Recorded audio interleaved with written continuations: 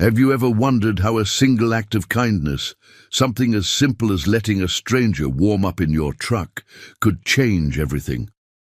This is a quiet story of a lonely mechanic, a woman with a hidden past and a small act of humanity that turned into something far greater than either of them could imagine. It's not flashy, it's not loud, but it might just stay with you long after the last word. If you enjoy meaningful stories about second chances, quiet healing, and the kind of goodness the world needs more of, consider subscribing. We share true-to-the-heart stories just like this one, stories that warm your soul, one chapter at a time. Now get comfortable, because this one starts on a snowy night with an old truck and a woman shivering in the dark. The engine made a soft clicking sound when Tom turned the key, a familiar stutter followed by a reluctant rumble. The old Chevy truck had been with him for nearly 20 years, and on mornings like this, cold, still and grey, it always needed a little extra coaxing, like an old friend grumbling about getting out of bed. Tom didn't mind. There was comfort in the routine. Tap the gas twice, turn the key just right, give it a moment, and then ease it into gear. In the world that had shifted beneath his feet too many times, there was something sacred in things that still worked the way they were supposed to. The shop was quiet, save for the creaking of the roof and the occasional hiss from the old space. Heater in the corner. A framed photograph sat dusty on the counter, tucked behind a jar of loose screws. His wife, Marianne, and their son, Caleb, frozen in a sunlit moment from a summer long gone. Tom glanced at it without really looking. He did that a lot. Outside, the small town of Willow Creek was still waking up. The sun hadn't broken through the clouds, and the snow from the night before had settled over everything like a hush. Businesses opened slowly in this kind of weather. People stayed inside, roads were slick, and the air carried that heavy stillness that only came right before a storm or right after a heartbreak. Tom stood at the open garage door, coffee steaming in a chipped thermos, watching the world not move. The town had changed. Or maybe it hadn't. Maybe he had. Since Marianne passed, everything had lost its color. The laughter, the bustle, even the frustration of work. It all felt like it was happening to someone else. Tom was there, of course. He fixed cars, changed. Oil, gave discounts he couldn't afford. He made small talk with customers and helped old ladies carry their groceries to the car. People liked Tom, said he was a good man. But after the shop closed each evening, when the lights went off and the heater wound down to silence, Tom would sit in his little office with a can of soup and a spoon, eating in the dim orange glow of a desk lamp. There was no one to cook for, no one to come home to. Caleb called once a month, maybe. He'd moved out to Boise for a job at some tech company. Smart kid. His mother's brain, Tom always said. But the distance between them had grown like rust. Quiet, creeping, and hard to fix once it set in. Tom never asked for more. He figured Caleb had his own life. He took a sip of coffee and ran a calloused hand over his beard. Time to get to work, but there were no cars that morning. No appointments, no walk-ins, not even a tow truck hauling in a broken-down sedan. Just the wind rattling the shop sign and the snow gathering like secrets on the windowsills. Tom didn't mind being alone. Not really, but some days the silence was heavier than others. He grabbed a wrench and started tinkering with the heater in the waiting room, more to stay busy than anything else. Halfway through, the old radio on the shelf crackled to life. He'd forgotten it was plugged in. A Johnny Cash song came through, soft and low. Tom paused, listening. Marianne used to hum this one when she cooked Sunday breakfast. He turned the volume up just a little. Later, when he stepped outside again to check the salt levels near the walkway, a memory tugged at him like a draft through a cracked window. He remembered Marianne standing in the snow, wrapped in that red coat he'd bought her for their 10th anniversary. She used to love winter, said it made the world honest. No place to hide when everything's bare. Tom didn't love it. He never had. Still, every year when the first snow fell, he'd find himself looking out at the road, wondering who might need help. It was a habit, maybe a hope. He salted the path, fixed the door hinge, restocked the coffee pot, doing what needed to be done without thinking too hard about why. As the afternoon light began to dim, Tom pulled out his ledger book, the old-school kind, and flipped through the sparse entries of the past week. Business was slower than usual. December was always tough. People postponed repairs until after the holidays. He'd made just enough to cover rent on the shop, but not heat for both the shop and his trailer. He'd sleep in the office tonight. Again. The heater coughed and sputtered. Tom smacked it gently with his palm and muttered under his breath, "Don't. You quit on me now." It groaned but kept going. He sat down, pulled out a tin of soup from the drawer, and unscrewed the lid. A spoon, a napkin, and that was dinner. He turned off the main lights, leaving the desk lamp glowing, and leaned back in the chair. His eyes drifted to the photo again. "I miss you," he whispered. It wasn't the first time he'd said it. Wouldn't be the last. Just then, something outside caught his eye. A shadow, maybe. A flicker of movement near the far side of the parking lot, where the snow piled deeper and the light didn't quite reach. He stood slowly, walked to the door, and squinted through the fogged glass. Nothing. Or maybe someone? He rubbed the window, clean, and looked again. There, near the edge of the lot, was a figure, small, huddled, barely moving. A woman, he thought, sitting on the bench near the old bus stop that hadn't seen a route in 3 years. No coat, no bag, just curled up against the cold like a fallen bird. Tom didn't hesitate. He grabbed his keys and jacket, shoved his arms through the sleeves, and headed for the truck. The engine clicked, coughed, then caught. He turned the heat all the way up and pulled toward the bench slowly. The figure didn't move. He stopped her. Few feet away, rolled down the window. "Ma'am?" he called gently. "You all right?" She looked up. Her eyes were wide and dazed, lips blue. "You need somewhere warm?" She didn't speak, just nodded. Tom reached across and opened the passenger door. "Hop in. Truck's old, but the heater still works." She climbed in, shivering violently. He handed her the coffee thermos without a word. No introductions, no questions, just warmth and silence. And for the first time in a long, long while, Tom felt like maybe the silence wasn't so empty after all. The office smelled faintly of motor oil and instant coffee, the kind of smell that settles into the walls and clings to flannel shirts, no matter how many times you wash them. Tom didn't mind. It smelled like work, like the life he'd built, even if it wasn't the one he'd dreamed of. He stood near the small microwave, watching a can of chicken noodle soup spin slowly on a cracked plate. The wind howled faintly outside, brushing against the aluminum siding of the shop, making the whole structure creak in protest. From the other side of the room came the soft hum of the truck's engine, idling just outside the shop's front door. The woman was still inside, curled up in the passenger seat under the old army blanket Tom had given her. She hadn't said much, just a whisper of "thank you," and then silence. Tom wasn't expecting more. He stirred the soup when the microwave beeped, poured it into a ceramic mug with a chipped handle, and sat down at his old wooden desk. The desk lamp cast a warm yellow circle over the open ledger book, the ink from his last entry still drying. "Brake job, $85, no charge for labor." He took a sip of the soup, lukewarm, salty, but it filled the empty space in his stomach. The way routine filled the spaces in his days. He looked around the office, at the clutter of years. A calendar from 2017 still hanging on the wall because Marianne had liked the photo of the lake in July, a cracked mug full of pens that didn't work, a coffee tin filled with spare keys from cars long since sold or scrapped.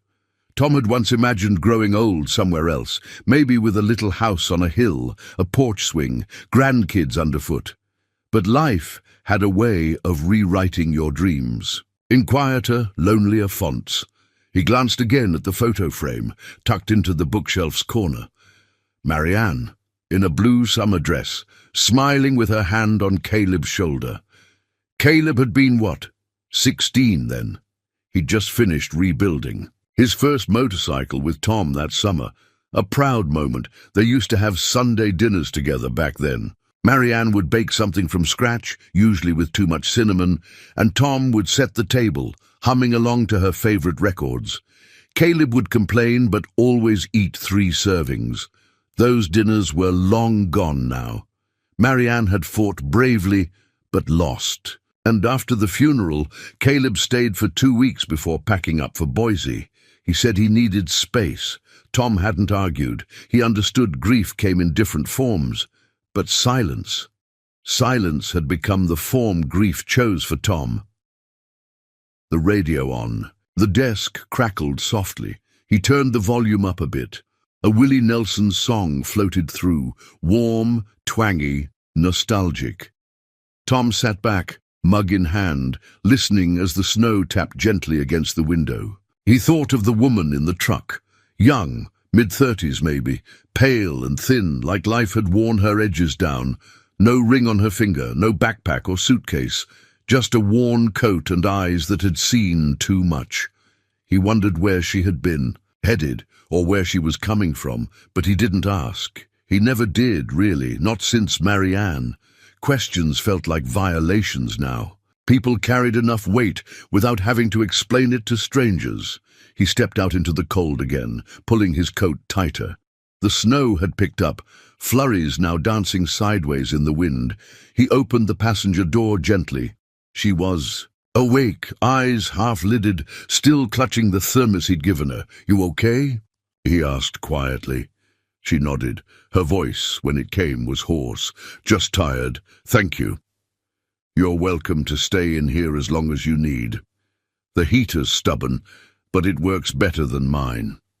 She gave a small, tired smile, and, for a brief second, Tom saw something there, not fear, not even sadness, but a strange kind of recognition, like she knew this kind of night all too well. He hesitated before speaking again. "There's soup inside. If you're hungry." She shook her head. "I'm fine, really. Just need a little warmth." Tom nodded. "All right, I'll be right inside if you need anything." He closed the door gently and returned to his office. Inside, he turned down the radio and dimmed the lamp. The soup had gone cold. He didn't bother finishing it. Instead, he wrapped himself in an old flannel blanket and lay down on the cot, tucked between the filing cabinets and the back wall. It wasn't comfortable, but it beat sleeping in the trailer without heat. He stared at the ceiling, eyes adjusting to the dim. The wind picked up again, howling against the door like a lonely ghost. For a while, he just listened. Then, somewhere between a blink and a breath, he remembered something Marianne used to say. On cold nights, sometimes all a person needs is one warm place to remember the world isn't all bad. He turned on his side, pulled the blanket tighter, and closed his eyes. Outside, in the truck, a stranger slept. And inside, for the first time in a long time, Tom didn't feel entirely alone. By mid-morning, the snow had stopped, but it left behind a world smoothed over and muted, like someone had laid a thick white quilt over the town and told it to rest. Tom stood at the edge of the garage's front lot, boots crunching through, fresh powder watching his breath cloud the air. The truck sat parked exactly where he'd left it. The woman was gone. She'd left sometime before dawn, it seemed. The blanket was neatly folded on the passenger seat, the thermos empty and resting upright in the cup holder. Tom stood for a long moment, his hand resting on the open door, looking at the impression her body had left in the worn vinyl seat. No note, no name, no goodbye, but then he saw it, tucked carefully under the edge of the dashboard, a small cream-colored card. He reached in and picked it up. Heavy stock, no logo or design on the front, just clean and plain. Inside, a few lines written. In elegant, slanted handwriting. "Thank you for your kindness. My name is Claire Maddox. If you ever find yourself in need, call me. I won't forget this." A phone number followed. Tom read the note twice, and then again. Maddox. That name rang faintly in the back of his mind, like a bell from a church he hadn't entered in years. He slipped the card into his jacket pocket without thinking too hard about it. People came and went in this world. Some left a mess. Others, like her, left questions. Back inside the shop, he flicked on the lights and started his morning like always. Radio humming softly, coffee brewing, tools laid out neatly on the workbench. But there was a shift in the rhythm today. A hum beneath the surface. Tom didn't know why her leaving felt heavier than her staying. By noon, the roads had cleared enough for a few regulars to come by. First was Mr. Lyle, whose old Buick refused to start every time it dipped below freezing. Then Doris came in, worried that her brake pedal felt mushier than usual. Tom gave her a ride home while he checked it out. It was on that ride, driving Doris down Maple Street, that the memory struck him. Claire Maddox. He remembered now. There'd been an article in the local paper maybe a year ago. A woman named Claire Maddox had started some kind of foundation, helping women re-enter the workforce, supporting transitional housing, building vocational programs in rural areas. She was young, smart, and, if the article was to be believed, wealthy. An entrepreneur who'd built a baking empire out of her grandma's old cinnamon roll recipe, then sold it and poured the profits into community work. Tom pulled over and parked in front of Doris's house, heart thudding strangely. Could it be the same woman? The one who'd slept in his truck, hair tangled, hands trembling from the cold? It didn't make sense. People like that didn't end up alone on a bench in the middle of a snowstorm. Did they? That afternoon, Tom returned to the garage, poured himself a cup of coffee, and sat with the card again, turned it over in his hands, read the note like it might change meaning if he stared long enough. He didn't call, didn't even consider it seriously. What would he say? That he gave someone a place to warm up for the night and now needed what exactly? He wasn't a man who asked for help, hadn't been for years. Instead, he returned to the rhythm of his life, replaced brake pads, adjusted carburetors, cleaned the floor in long, careful lines. But something had shifted. A few days later, as he drove home along the ridge road, he spotted a car pulled off on the shoulder. Hood up, hazard lights blinking. Tom slowed instinctively. Even before Marianne, even before the years weighed on him like an old coat, he'd always stopped.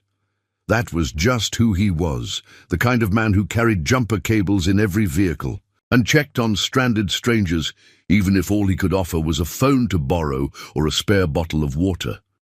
He pulled up behind the broken-down car and climbed out. The driver was an older man, maybe mid-60s, with a face red from the cold and hands that shook slightly as he fumbled with the hood latch. "Need a hand?" Tom asked. The man looked up, grateful. "Wouldn't say no. Damn thing just died on me. I don't even know where to start." Tom didn't ask why the man was out here alone. He just got to work. 10 minutes later, the car was humming again. "Thank you," the man said, pulling out his wallet. "Can I pay you for your time?" Tom shook his head. "Nah, just pay it forward next time you get the chance." He climbed back into his truck and drove on. But this time, the silence didn't settle quite so heavy. That night, he sat in his office again, flipping through the mail while the heater rattled in protest. Among the bills and flyers was a small white envelope with no return address. Inside was a typed letter. "To Mr. Tom Bennett, we have been informed of your consistent kindness and quiet generosity to members of your community. As someone who once benefited from such a moment of grace, I believe in returning that gift where it's due. If you are ever interested in something more work, more meaning, more life, please call. The number hasn't changed. Claire Maddox." Tom folded the letter slowly, sat with it for a long while. The phone was right there. Still, he didn't reach for it, not yet, but the card was no longer in his pocket. He'd placed it on the wall above his desk, right next to the photograph of Marianne and Caleb. And for the first time in years, that wall didn't feel like a memorial. It felt like a beginning. It was the kind of cold that wrapped around the bones.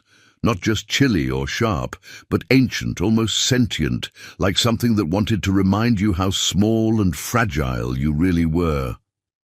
Snow drifted in lazy spirals under the amber glow of the old street lamps lining the bus stop near the edge of town. Tom's truck rumbled slowly down the hill, headlights sweeping across quiet storefronts and shuttered windows. Most of Willow Creek had long since gone to bed, their houses wrapped in fleece and Christmas lights, fireplaces whispering behind frosted panes. He hadn't meant to take the long way home, but the heater in the truck was finally warm, and his thoughts were too loud in the silence of his trailer. So he drove, past the gas station, past the diner, past the bench near the old bus stop that hadn't seen a route in 3 years, and then he saw her, a shadow, huddled and still. Small figure, curled in on itself like a question mark, legs drawn to her chest, arms wrapped around her body in a grip that said she didn't trust the night, or maybe didn't trust herself in it. Tom slowed the truck without really thinking. His instincts kicked in before his brain caught up. She didn't move as he pulled up beside her. He rolled the window down, warm air spilling into the cold night. "Ma'am," he said, voice careful. "Are you all right?" She looked up, and the sight of her eyes nearly took the wind out of him, not because she was beautiful, though she might have been once, before the cold and exhaustion etched lines across her skin, but because there was something in those eyes he recognized, not fear, not panic, but distance. She was somewhere far away, and Tom knew that place. "Do you need help?" he asked, gentler now. She didn't speak, just nodded once, a fragile movement. Tom reached across the cab and pushed open the passenger door. "Come on in. Truck's not much, but the heater works." She hesitated, looked at him like she wasn't sure what to believe. Then slowly she stood, knees stiff, fingers trembling, and climbed in. He passed her the thermos of coffee he kept in the cup holder. It wasn't fresh, but it was warm. She took it with both hands, like it might vanish if she let go. "Thank you," she whispered. That was all. She didn't tell him her name, didn't explain why she was out there or where she was going. Tom didn't ask.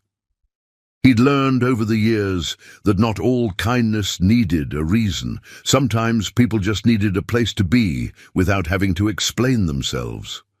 She sipped the coffee slowly, letting the heat crawl back into her bones.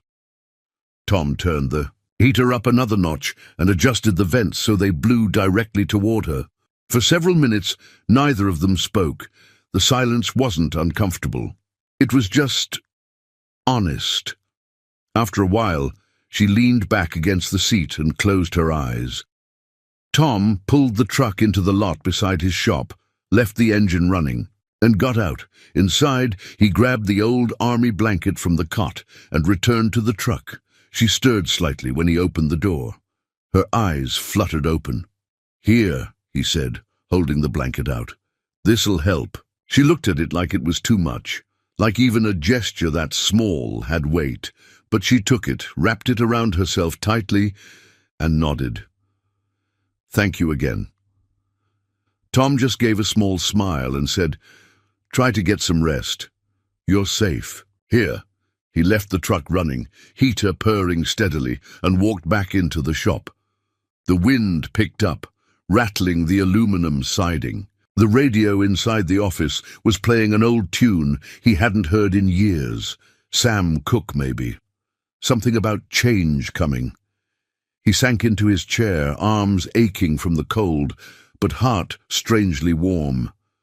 The woman's face lingered in his mind. Her hollow cheeks, her cracked lips, the way she held the thermos like it was the last real thing she had. Who was she? What had brought her here, to this half-dead town, to that abandoned bench? Tom didn't need to know, but something in him wanted to, not out of curiosity but out of something gentler, something like the faint stirring of hope. He looked again at the photo of Marianne and Caleb on the desk. She would have invited the woman inside, probably made a pot of soup and offered her the good blanket, the one they only used for guests.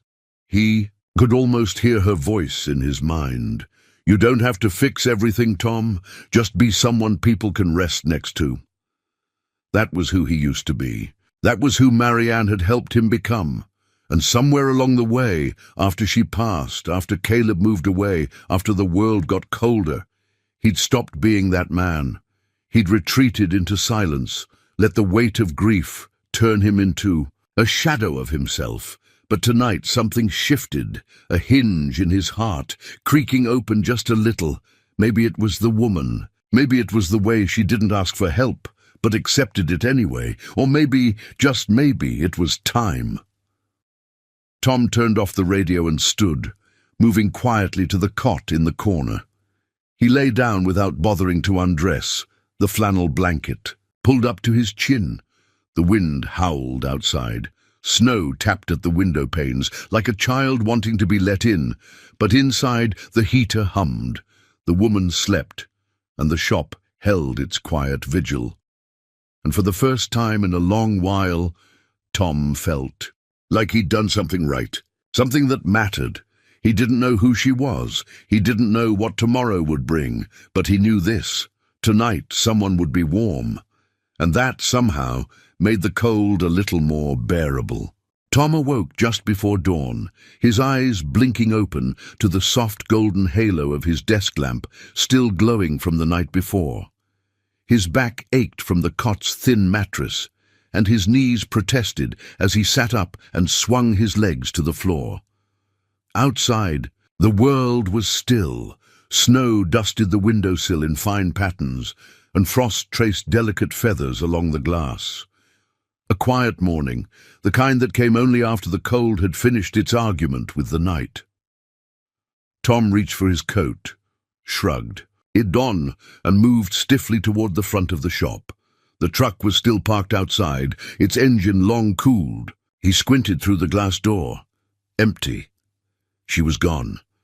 He pulled the door open and stepped out into the cold, boots crunching lightly over the snow-packed ground. The truck's cab was closed, the passenger seat vacant. The army blanket, neatly folded, lay where she'd sat, tucked carefully into the corner of the seat like she hadn't wanted to disturb anything. The thermos he'd given her sat beside it, empty but clean.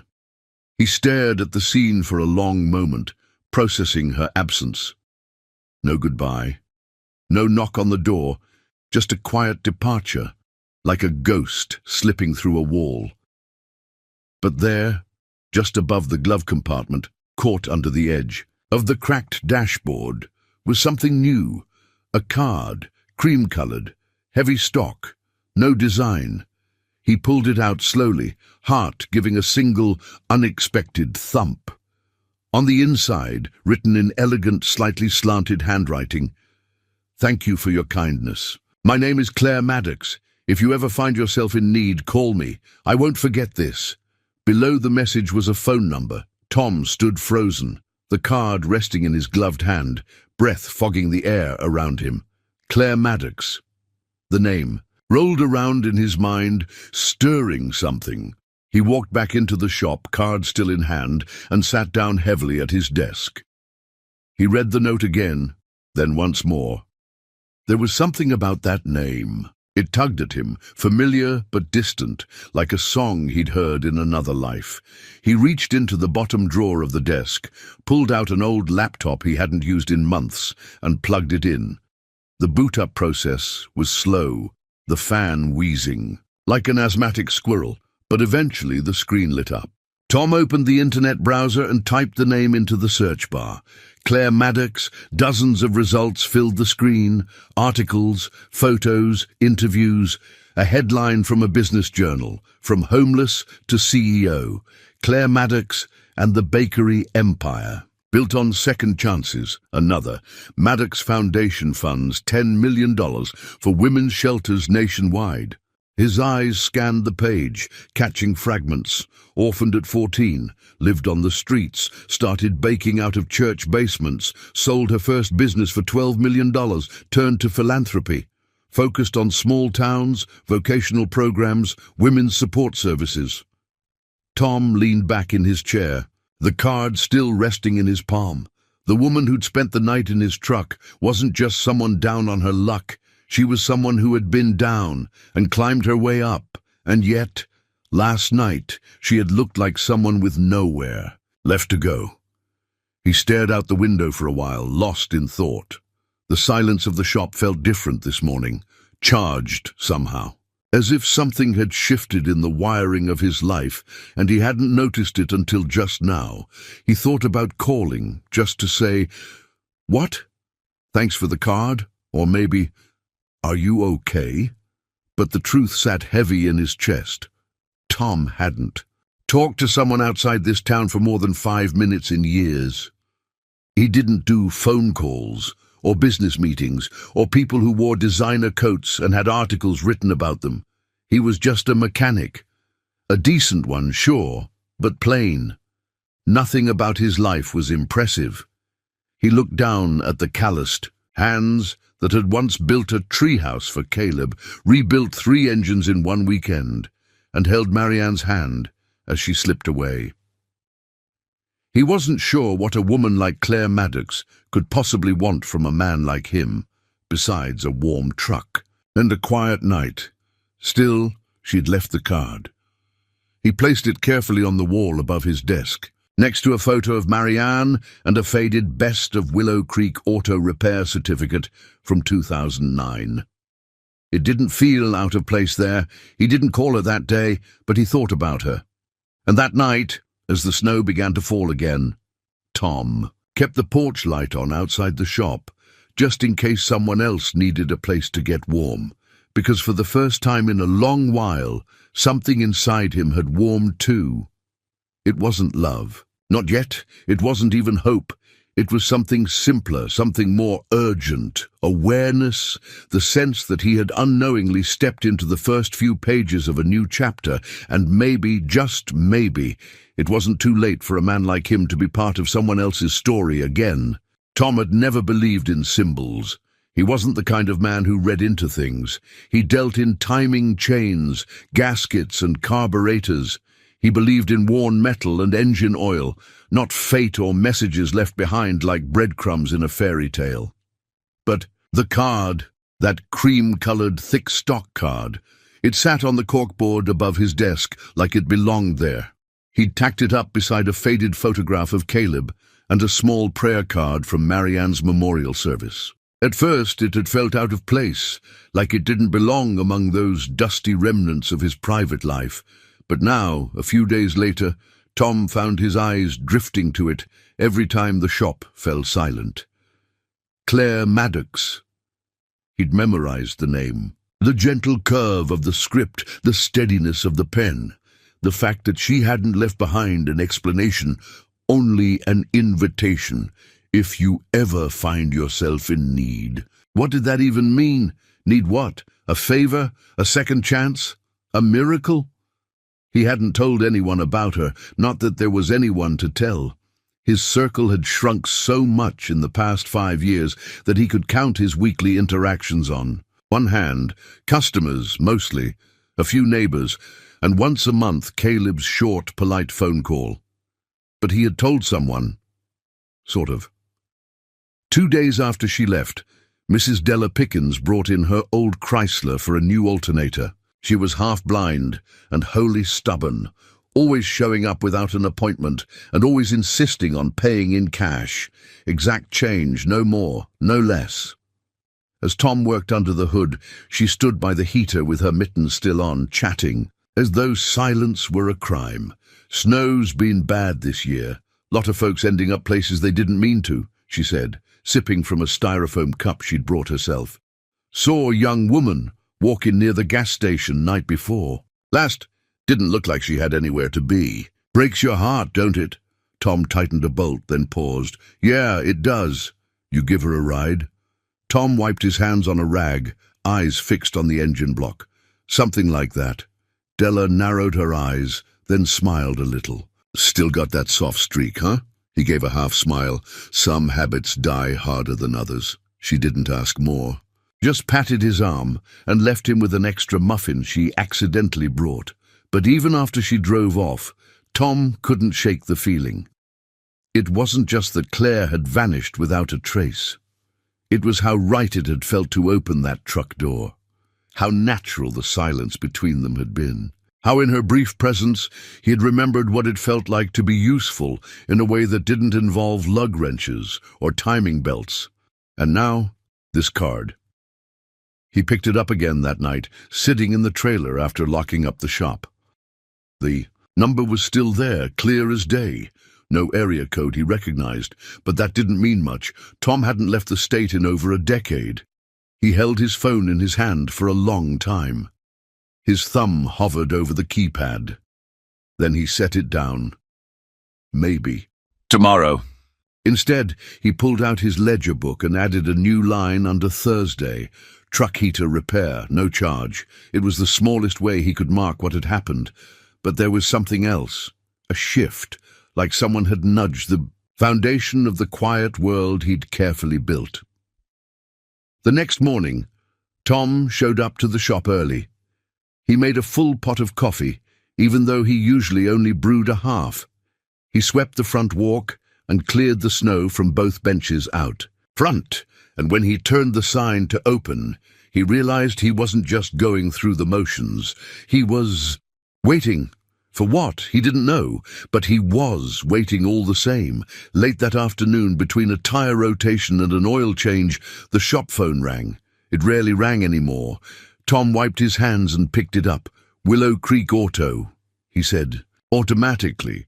A pause, then a woman's voice, crisp, professional, warm in a practiced way. Hi, is this Mr. Tom Bennett? Speaking. My name is Jenna Loring. I'm calling on behalf of Ms. Claire Maddox. Tom straightened instinctively, though no one could see him. His heart ticked a beat faster. She asked me to check in and confirm you received her note. She mentioned a brief stay, a truck, warmth on a cold night. Tom swallowed. I did, yes. She didn't have to. She wanted to, Jenna cut in gently. Ms. Maddox is particular about gratitude. She prefers it shown, not just said. Tom didn't know what to say to that, Jenna continued.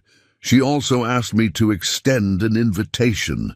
Ms. Maddox would like to meet you again, if you're open to it. She believes you may be someone she can work with.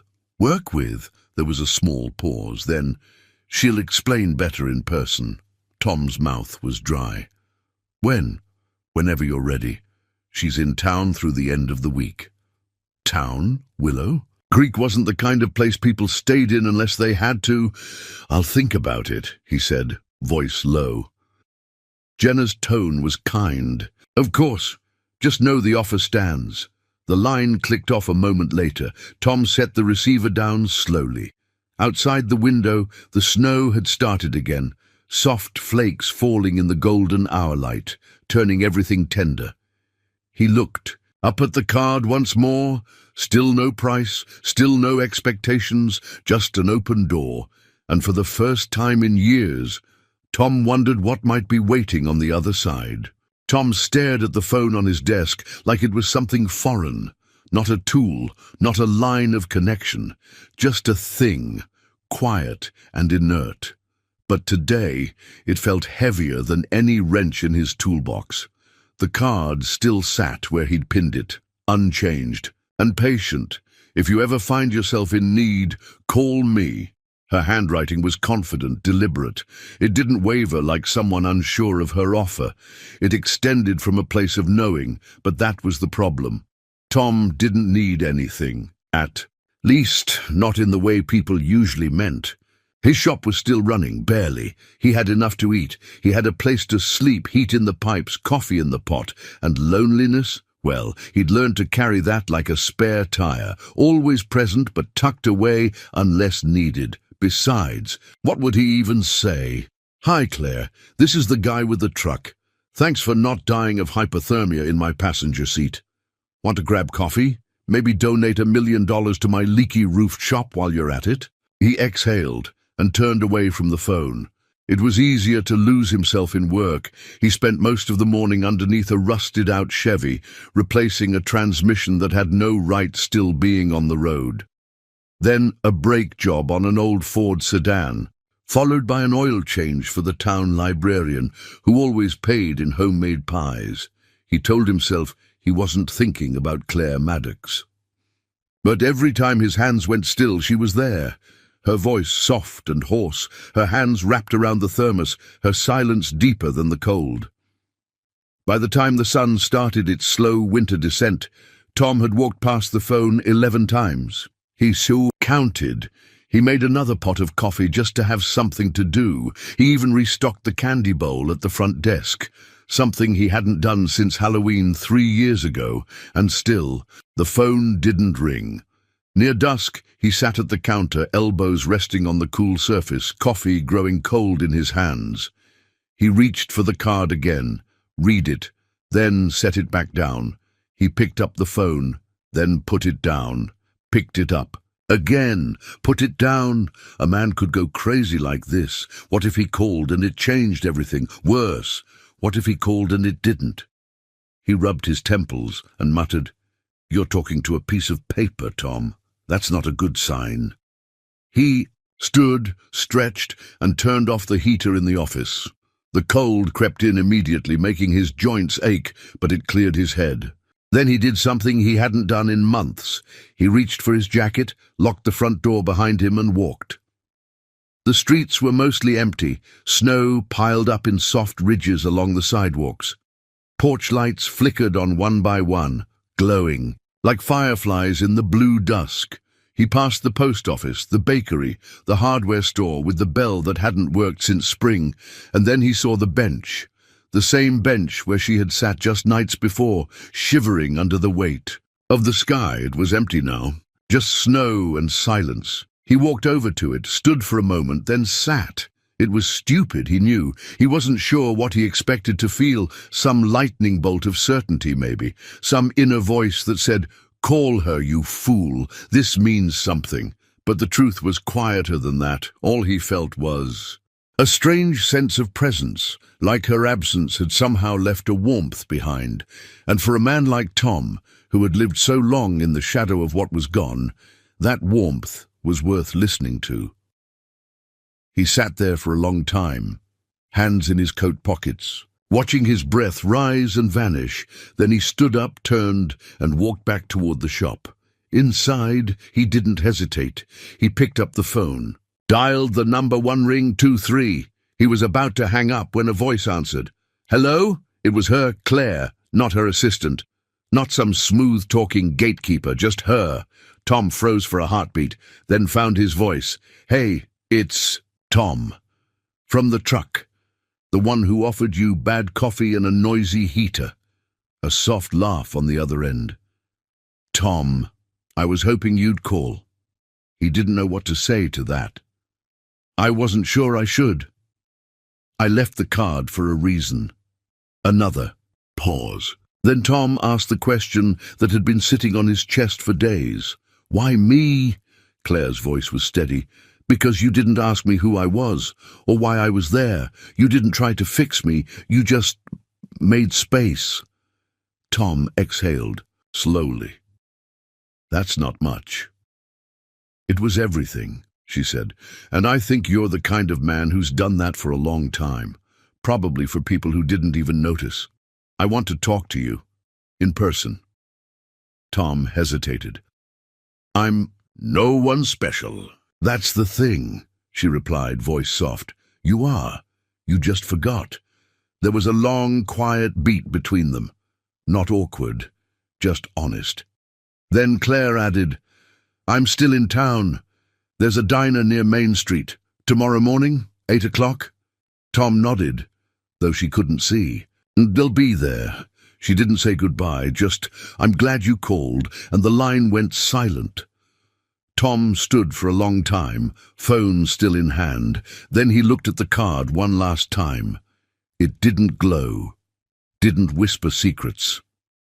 But it didn't have to, because now, finally, it had done what it came to do. It had gotten him to say yes. The diner was the kind of place that hadn't changed its wallpaper since the mid-'80s. Faded floral print curled slightly at the corners, and the cracked vinyl booths smelled faintly of maple syrup and thyme. The open sign blinked half-lit in the window, and a tiny bell above the door let out a lazy ting when Tom stepped inside. It was just after 8. Snow clung to his boots. He'd dressed carefully, clean jeans, a flannel shirt that didn't have oil stains, his good coat. It wasn't fancy, but it was presentable, and that was enough. Tom scanned the room. She was already there. Claire sat in the far booth, a mug cupped in both hands, steam curling around her face like a veil. She looked better, rested. Her cheeks had more color, her posture straighter, but her eyes, that quiet stillness behind them, were exactly as he remembered. She spotted him and gave a small wave, more invitation than greeting. Tom crossed the room, his boots thudding softly against the linoleum. "Morning," he said, sliding into the booth across from her. "Hi, Tom." He nodded toward the mug. "That your first?" "My second." "I was nervous," she said with a small, almost embarrassed smile. "Didn't want to look like I was hiding behind the coffee." "I usually do," he said, then added, "Hide behind mine, I mean." That got a laugh. It was light, genuine, not rehearsed. They sat in a comfortable silence for a few moments. Then Claire spoke. "I guess I owe you a few answers." Tom shook his head. "You don't owe me anything." She looked down, then back at him. "I know, but I want to tell you anyway." He nodded once. He was here to listen. Claire leaned back slightly, as if settling into a version of herself she didn't wear often. "I used to be invisible," she began. "Years ago. I was homeless for nearly 2 years. Fell through every crack in the system. Lost both my parents before I turned 20, a boyfriend who left me in a motel room with $62 and a shut-off phone." Tom didn't interrupt. "I got a job at a diner, one like this, washing dishes. The cook there let me sleep in the pantry during a blizzard. First time I felt safe in months. I stayed 6 weeks, started baking things to sell. Cinnamon rolls mostly. That turned into something more." He nodded slowly. "The Maddox Bakery." Claire looked surprised. "You read about it?" "After you left the card. I looked you up." She smiled faintly. "I never used to Google myself, too afraid it'd remind me how much of it I still didn't believe." There was something raw behind her composure, like she wasn't quite sure whether telling this story would set her free or unravel her entirely. "I sold the business 5 years ago. Made more money than I knew what to do with. Didn't feel like I'd earned it. So I started a foundation to help people like me. People who fall through cracks. People who just need one warm night in a truck to believe the world hasn't forgotten them." She stopped, eyes searching his. "That's why I came back, why I looked you up. That night, you reminded me of what saved me in the first place. Not money, not business, just someone who didn't ask questions, who let me breathe." Tom was quiet for a long time. Not because he didn't know what to say, but because he wanted to say it right. "You looked like someone who'd forgotten how to be looked at," he said finally. "I didn't want to make that worse." Claire blinked, caught off guard by the honesty. "I didn't expect a card," he continued. "Didn't expect anything. I just didn't want to leave you in the cold." "You didn't," she said softly, "not just literally." The waitress came by, refilled their coffees, dropped off 2 menus, and disappeared like she'd done this 1,000 times. Claire flipped hers open but didn't look at it. "There's something else," she said after a moment. "Something I haven't told anyone outside my circle in a long time." Tom set his coffee down. "You don't have to." "I want to," she said. "Because if I don't say it to someone who gets it, I think I'll lose the courage to say it at all. She inhaled slowly, then said it like it was a confession. I left everything 2 weeks ago. The board, the foundation, the meetings. I didn't tell anyone where I was going. I just walked away. I didn't want to be anyone's CEO. I wanted to remember who I was before the press releases and the speeches. Tom didn't move. I didn't expect to end up on that bench, she went on. I didn't plan it. I was just driving and kept driving until I ran out of gas and pride. Then the snow came, and I sat down. I figured maybe I'd sit there until the cold told me what to do. She looked at him now, eyes shining, not with tears, but clarity. And then you stopped, Tom swallowed.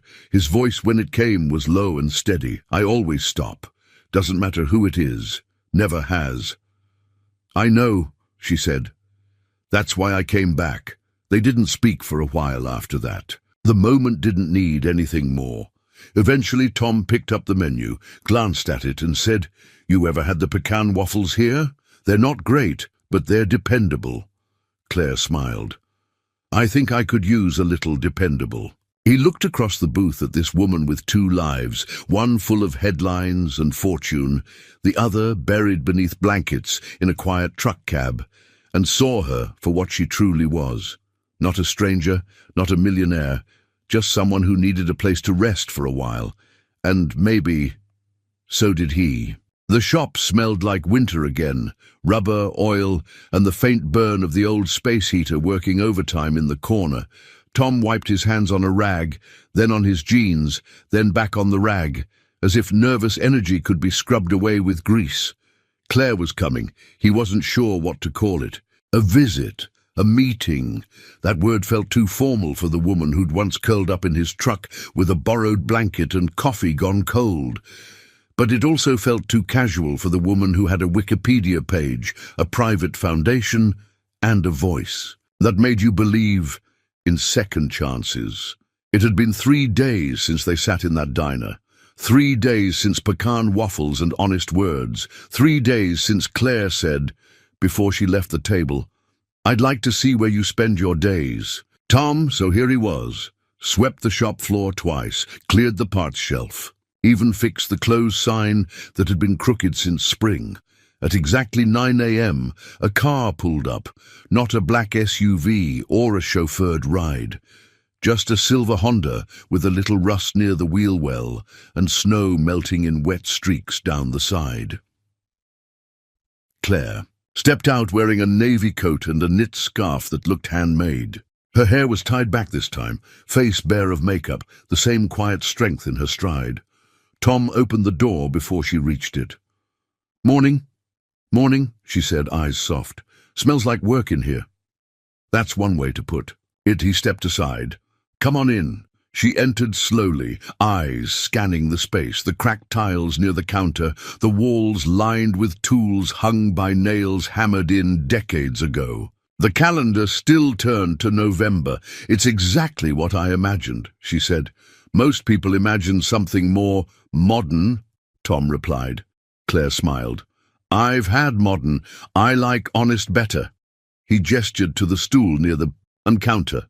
She sat, fingers curling around a fresh mug of coffee he'd brewed just 15 minutes earlier. He leaned on the workbench across from her, arms folded. "So, you said you wanted to see where I spend my days?" "I did, and I meant it." Tom studied her, unsure whether to ask the next question, but he asked anyway. "Why?" Claire set the mug down. "Because I'm rebuilding something." He raised an eyebrow. "A bakery?" "No. Myself." She met his gaze. "I lost the thread, Tom. Somewhere between board meetings and press interviews, I became the version of me that people wanted to see. I forgot the girl who used to cry over burnt muffins and wash dishes for rent. I came back here because that girl never would have walked past someone freezing on a bench, but I almost did, if you hadn't stopped me." Tom nodded slowly, letting that settle. "You didn't seem like someone who needed saving." "That's the trouble with people like me," she said softly. "We get good at hiding it." They were quiet for a moment. The only sound was the Soft tick of the heater behind them. Then Claire spoke again. I want to do something here, not for headlines or speeches, just something real. With you. Tom blinked. With me? I've been thinking, she said, straightening a little. Your shop isn't just a garage. It could be more. A place to train people. Mentor young folks who don't have direction. Teach them what it means to build something with their own hands. Tom didn't answer right away. Claire continued, her voice steady but gentle. I can fund it, quietly. No plaques, no cameras. Just the two of us doing something that matters. You don't owe me anything, he said quietly. I know, she smiled. That's why I want to. Tom looked down at his hands, worn, lined, chipped nails and oil stains that never came off. Then he looked around the shop, the place Marianne once called his second skin, the place where Caleb learned how to rotate tires, where he buried his grief in engines and socket wrenches. He thought of the silence that used to greet him every morning, and how lately it wasn't so loud. I wouldn't know where to start, he said honestly. That's okay, she replied. I do. He looked up. You'd really want to build something like that here? In Willow Creek? Claire shrugged, a wry smile tugging at the corner of her mouth. Well, there's already a stubborn, good-hearted mechanic in place. Seems like a solid foundation. Tom chuckled, a low, surprised sound. You don't scare easy, do you? Not anymore. He stepped away from the workbench, walked over to the corkboard behind his desk, and looked at the card again.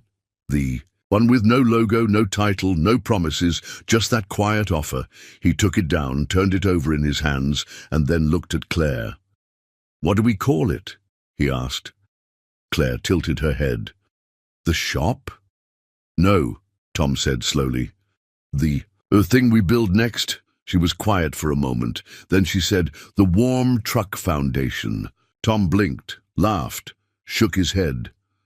That's a terrible name, he said. Claire laughed, and it filled the shop like sunlight breaking through snow clouds. Okay, she said. Then you name it. He thought about it. Not long. Just enough. How? About Second Start Garage? Claire nodded. That's perfect. He set the card down on the desk, this time not as a mystery, but as a beginning. She rose from the stool, took one last sip of coffee, and extended her hand. Partners, she asked.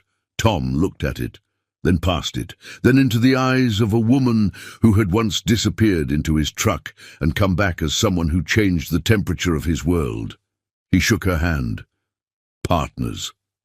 And just like that, the silence in the shop wasn't empty anymore. It was filled with possibility.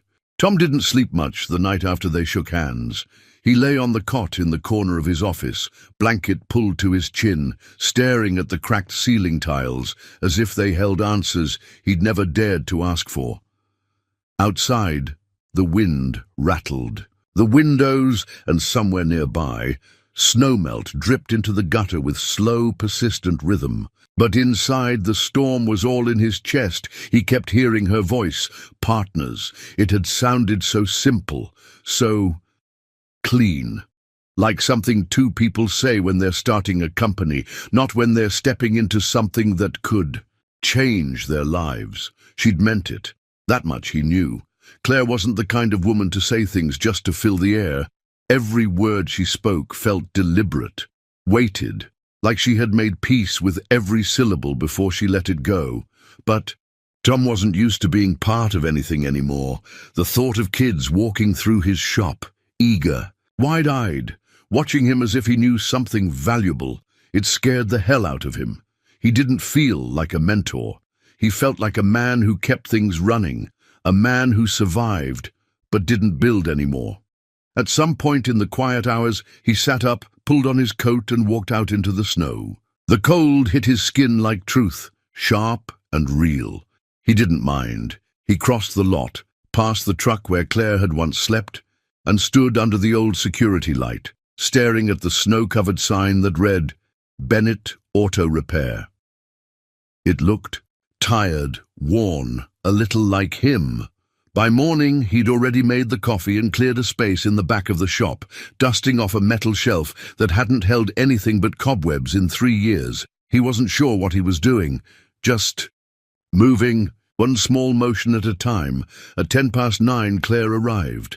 This time, she wore jeans, boots, and a dark sweater beneath a light grey coat. No makeup, no armor. She looked like someone who wasn't pretending anymore. She brought blueprints, not formal architectural plans, just sketches on thick paper, drawn in neat looping lines with notes scribbled in the margins. "Mock-ups," she said, laying them out on his counter like a dealer showing cards. "Just ideas. This one's a training space. We could knock out the back wall and open it into a separate bay. Add tool storage here, break room over there." Tom hovered over the drawings, eyebrows knit together. "You drew these?" Claire nodded.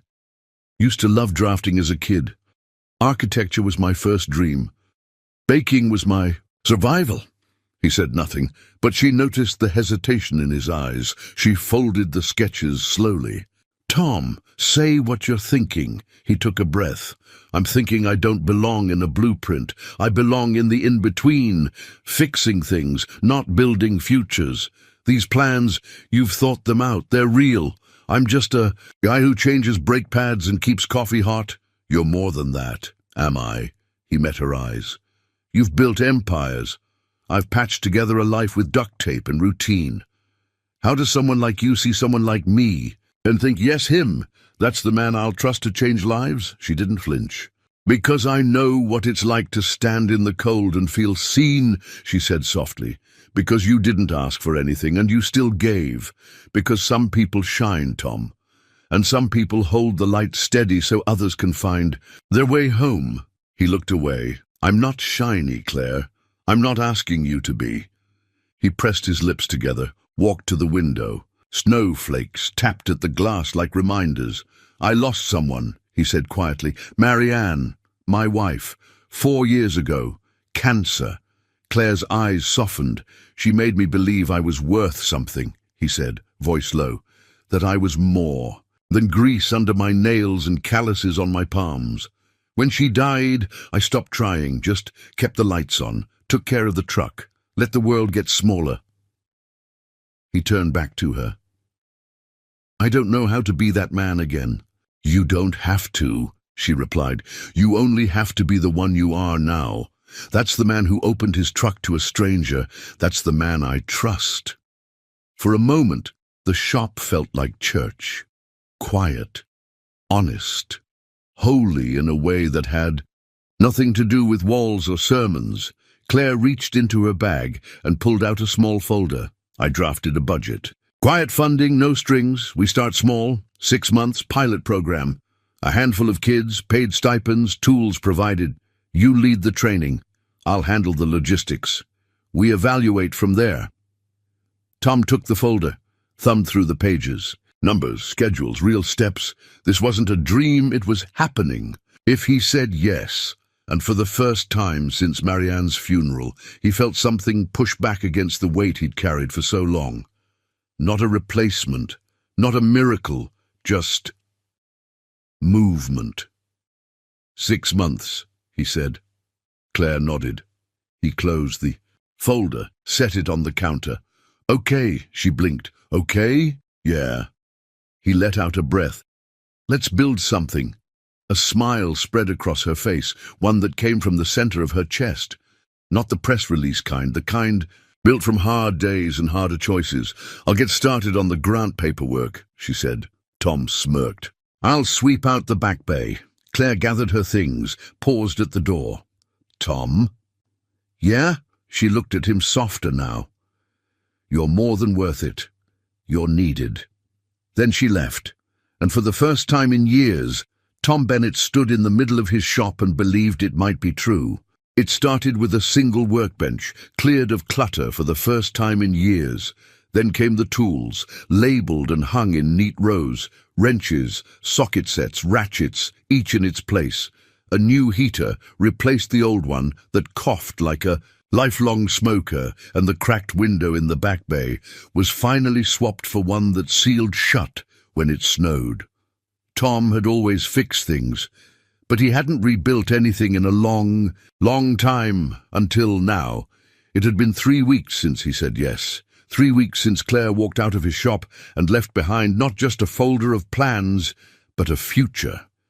They spoke daily now, sometimes about logistics, sometimes about nothing in particular. She sent updates on grant approvals, zoning forms, the arrival schedule for new tools. He sent her photos of the progress, a freshly painted wall, a cleaned-out storage room, a handwritten welcome sign tacked to the office door. Most evenings, he found himself staying later, not because he had to, but because he wanted to. The silence in the shop no longer felt like an echo chamber for grief. It felt like anticipation, a waiting space, a becoming. The new program would launch in January. Claire had already reached out to a local youth shelter in the neighboring county, and 4 young adults had signed on. 2 boys, 2 girls, all between 16 and 20. They would learn basic automotive skills, get their hands dirty, and if Tom had anything to say about it, walk away feeling like they could fix more than just a car. He was nervous, but it was a good kind of nervous, the kind that meant something, mattered again. On Christmas Eve, Tom found himself stringing a modest row of lights along the awning of the garage. They flickered a bit, and he had to jiggle the extension cord to keep them on, but they held. From the street, the glow looked warm, like a promise. Claire arrived just before dusk, her coat dusted with snow, cheeks pink from the cold. She carried a box wrapped in butcher paper, tied with a piece of twine. "You brought something?" Tom asked as he opened the door for her. "Maybe." She handed him the box. "But you have to open it inside." He raised an eyebrow, amused, and led her into the shop. The heater hummed gently in the background, and the tree in the corner, small and slightly lopsided, glowed with dollar store ornaments and 2 carefully placed candy canes. Tom set the box on the counter and untied the twine. Inside was a framed photo of the truck. His truck. The shot was taken at dawn, snow still clinging to the windshield, steam curling from the exhaust. And in the passenger seat, just barely visible through the foggy glass, was the shadow of a woman wrapped in a blanket, holding a thermos with both hands. It was that night, their night, Claire spoke softly. "I took that picture the next morning, just before I left. I didn't even realize I still had it on my phone until last week." Tom didn't know what to say. He traced the frame with his fingers. "I thought maybe it should live here," she added, "so neither of us forgets where this really started." He nodded slowly. "It'll hang next to the card." She smiled. "Good." They stood there a moment longer. Then Tom asked, "Are you staying in town tonight?" Claire hesitated, then nodded. "I rented a small cottage on the North Ridge, quiet, full of drafty windows, and smells like pine. I like it." "You're welcome to stay for dinner," Tom said before he could second-guess himself. "I was just going to heat up some stew and maybe burn a frozen pie." Her grin was immediate, disarming. "That sounds perfect."